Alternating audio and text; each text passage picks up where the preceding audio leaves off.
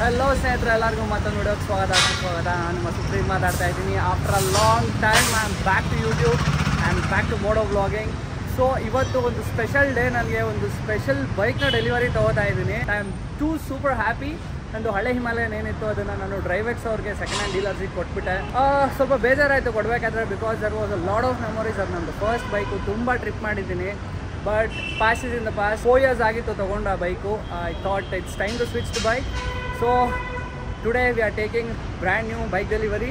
I am super excited. ನಾನು to be really frank, ನಾನು KTM ಓಡಿಸಿಲ್ಲ ಮುಂಚೆ.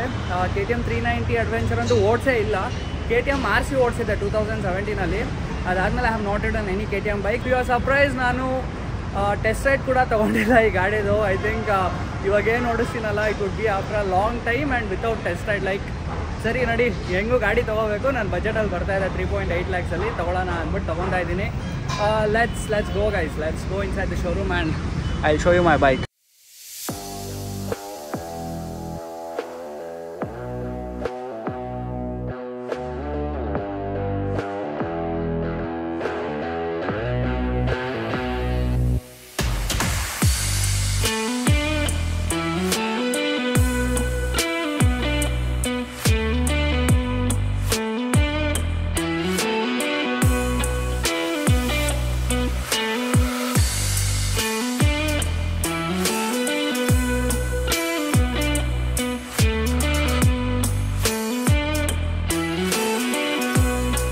Finally, it's KTM Adventure 390X.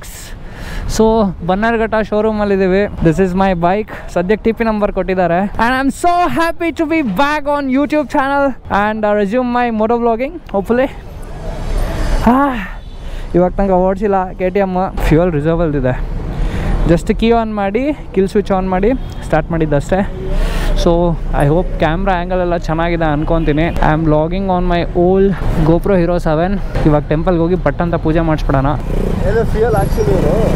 2 litre ಹಾಕಿದ್ದಾರೆ. ಅಪ್ಪ ಏನು ಗುರು, ಇಷ್ಟು ಲೈಟ್ ವೇಟ್ ಇದೆ ಗಾಡಿ. Oh my god guys, this is my first hand experience and first hand review ನಿಮಗೆ. So raw review. ನನಗೆ ಅಷ್ಟು ಟಾರ್ಕು ಇಷ್ಟು BHP ಅವೆಲ್ಲ ಸೀನಿಲ್ಲ. ಓ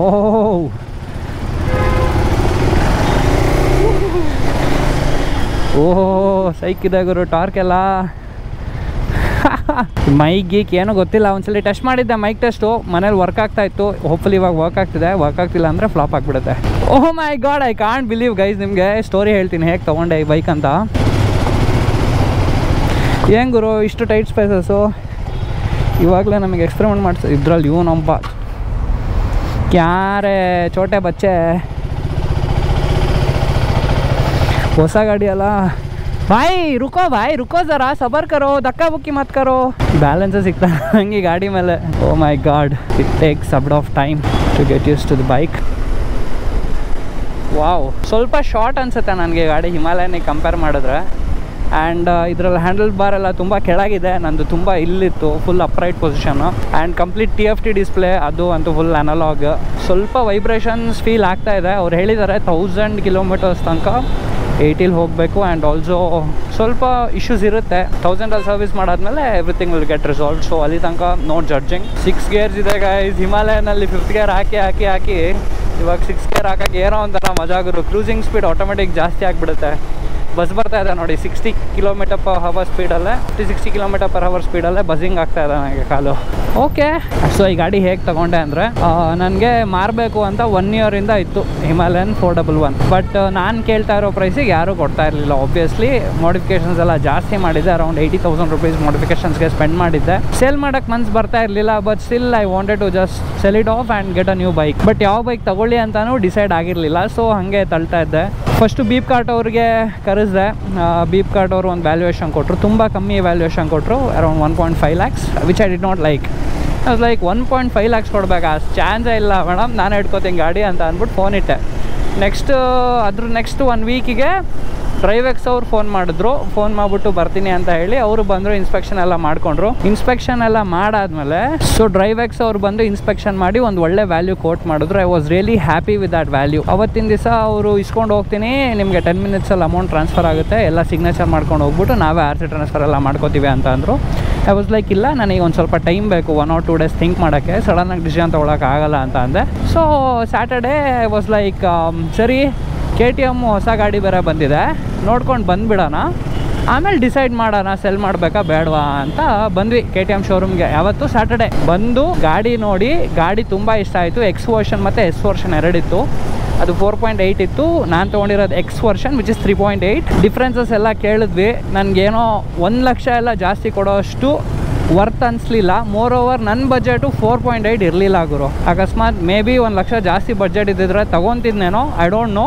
but I was like fine, 3.8 Himalayan 450 ಅದೇ ಪ್ರೈಸ್ ಇದೆ, ಮತ್ತು 390X ಹಿಮಾಲಯನ್ 450 ಪ್ರೈಸ್ಗೆ ಬರ್ತಾ ಇದೆ ಅಲ್ಲ ಅಂತ ಜೈ ಅನ್ಸ್ಬಿಟ್ಟೆ. ಇದೆ ಇನ್ಸ್ಟ್ಯಾಂಟ್ ಬುಕ್ ಮಾಡಿದೆ 5,000 ಕೊಟ್ಟು. ನೆಕ್ಸ್ಟ್ ಡೇ ಸಂಡೇ ಅವ್ರಿಗೆ ಫೋನ್ ಮಾಡಿದೆ ಡ್ರೈವೆಕ್ಸ್ ಅವ್ರಿಗೆ, ಸರ್ ಗಾಡಿ ತೊಗೊಂಡು ಹೋಗಿ ಅಂತ. ಅವರು ಮಂಡೇ ಬಂದು ಗಾಡಿ ತೊಗೊಂಡು ಎಲ್ಲ ಡ್ರೈವ್ಗೆಲ್ಲ ಹೋಗಿ ಬಂದು they were also happy and they were like fine. ಎಲ್ಲ ಸಿಗ್ನೇಚರ್ ಮಾಡಿಸ್ಕೊಂಡ್ರು. ಆಮೇಲೆ ಅಮೌಂಟ್ನ 10 minutesಲ್ಲಿ ಟ್ರಾನ್ಸ್ಫರ್ ಮಾಡಿದ್ರು. ಗಾಡಿ ಟಾಟಾ ಬಾಬಾಯ್ ಅಂತ ತೊಗೊಂಡು ಹೋದರು. ಅದಾಗಿ ಮಂಡೇ ಆಫ್ಟರ್ನೂನ್ ಅಮೌಂಟ್ ಬಂತು.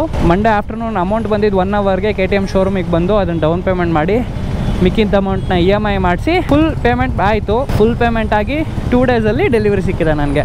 ಮಂಡೇ ಫುಲ್ ಪೇಮೆಂಟ್ ಮಾಡಿದೆ, ವೆನ್ಸ್ಡೇ ಗಾಡಿ ಸಿಕ್ತು ನನಗೆ. ಸೊ ಎಲ್ಲ ಇನ್ಸ್ಟೆಂಟಾಗಿ ಆಯಿತು. 1 weekಲ್ಲಿ ಗಾಡಿ ಸೇಲ್ ಕೂಡ ಆಯಿತು, ಹೊಸ ಗಾಡಿ ಕೂಡ ಬಂತು. It's crazy. ಗಾಡಿ ಲಗ್ಗೊಡಿತಾ ಇದೆ ಸೆಕೆಂಡ್ ಗೇರಲ್ಲೆಲ್ಲ. ಅವ್ರು ಹೇಳಿದರು ಹೊಡಿಯುತ್ತೆ 1000 kilometers ತನಕ ಅಂತ. ಎಕ್ಸ್ಪೆಕ್ಟೆಡ್ ಅದು ಅಂತ. ಪವರ್ ಎಲ್ಲ ಕಮ್ಮಿ ಫೀಲ್ ಆಗುತ್ತೆ, 1000 ತನಕ ಕಮ್ಮಿ ಅಂತಲೇ ಹೇಳಿದ್ರು. ಏನಿದ್ರು 1000 ಮೇಲೆ ಗೊತ್ತಾಗುತ್ತೆ the actual KTM 390 ADV power.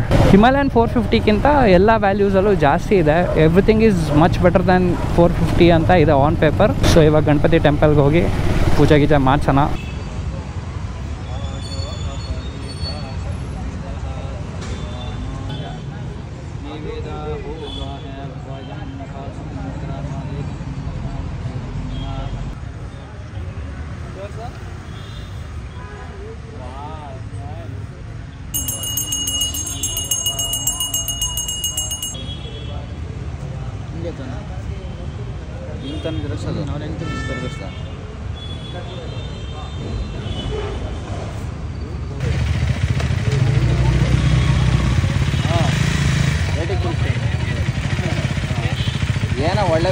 ಗಾಡಿ ಪೂಜೆ ಆಯಿತು. ತುಂಬ ಚೆನ್ನಾಗಿ ಮಾಡಿದ್ದಾರೆ ಪೂಜೆ, ತುಂಬ ಬ್ಯೂಟಿಫುಲ್ಲಾಗಿ ಮಾಡಿದ್ದಾರೆ.